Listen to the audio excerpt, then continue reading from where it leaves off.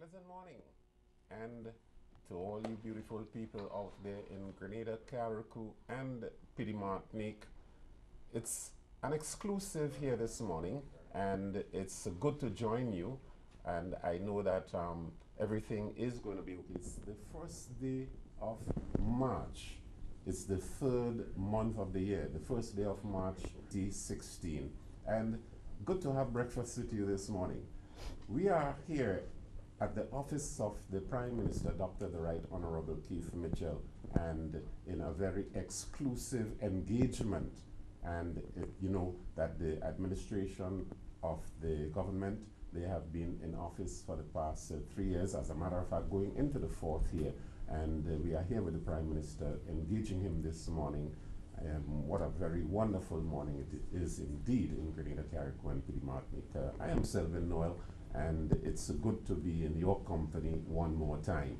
And we have here joining us on my right is Sherry-Ann Noel from Community Channel 6, and on my left is Brenda Batiste of Grenada Broadcasting Corporation. As a matter of fact, it's on a media thing here this morning, and the Prime Minister, Dr. the Right Honorable Keith Mitchell. Pleasant morning to you, sir.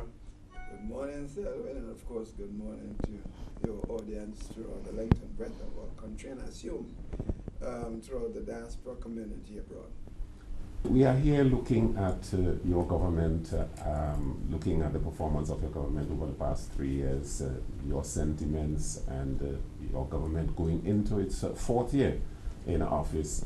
One of the major things that we always look at is the development of country, and in this context, we want to look at the Grenada economy. How was it for you over the past 3 years after taking office on February 19th, 2013? I believe we have stated consistently that we met a difficult situation when we came into government in 2013 with an economy really in serious trouble with 3-4 years of negative growth, and of course a lack of serious economic activity. So, and then we had mounting unpaid bills and owing almost every institution regionally, locally, and internationally.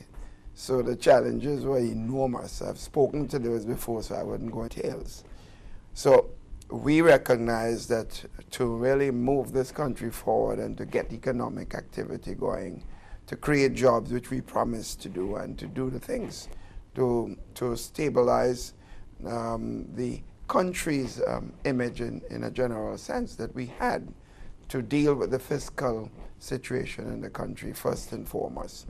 And that is when we decided that we needed to have a regionally and internationally supported structural adjustment program, initiated by us, by the way.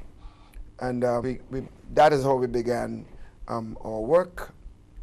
And we indicated to our team that the challenges are enormous and that we all have to stay together, understand the problems, and do not shy away from the difficulties and the pain that will come in the process. And of course, challenge our population to come on board and to work with us. And I think to some extent we can say we were successful.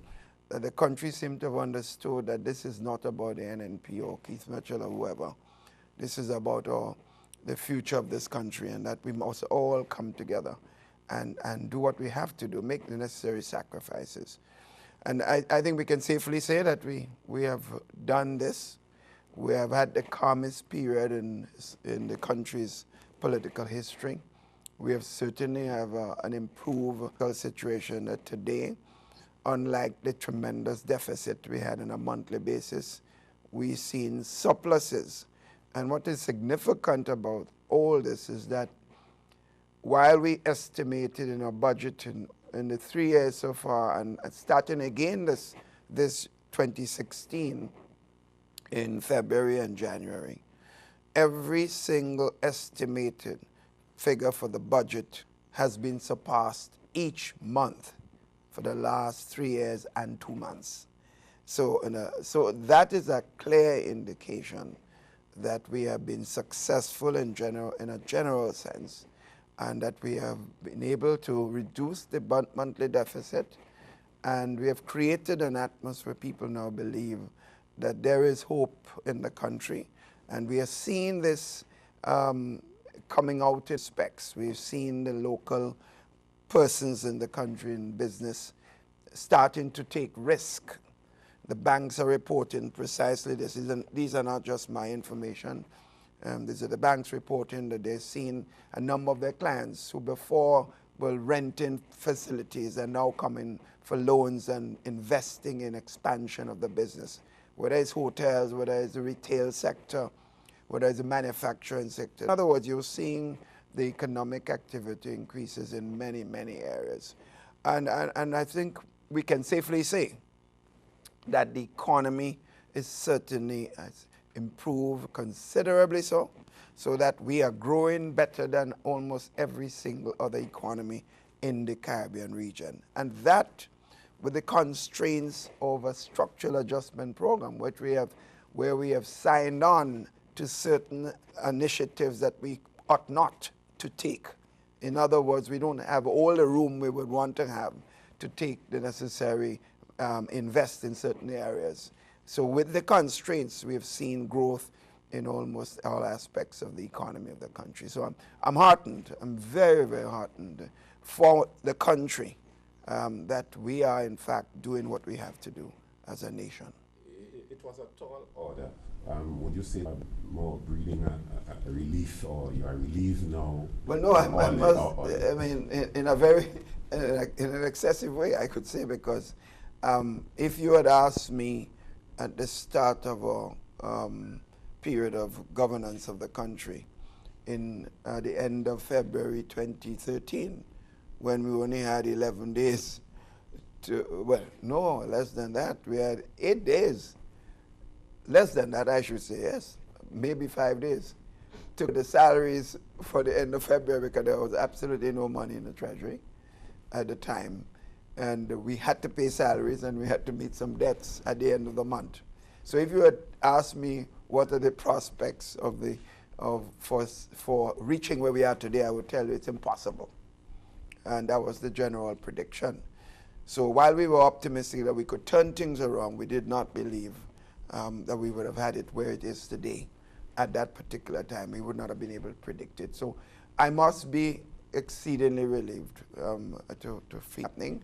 And I believe every member of the government, of the cabinet, and I think the population as a whole, whether you like the NNP or not, whether you like the Prime Minister or not, whether you like any ministers or not, the fact is you must be proud that your country has taken a turn for the better.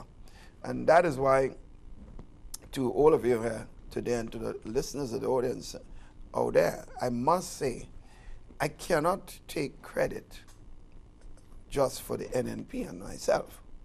I have to give enormous credit for the success so far to the social partners, because if the trade union movement leadership did not come on board with the workforce, we could not have what we have had achieved so far. If the business community did not come to the table in a very serious way, making their own sacrifices, we could not have it. If the church leadership, with a moral strength available to them, not help in the process of bringing us together, we will not be where we are today. And today,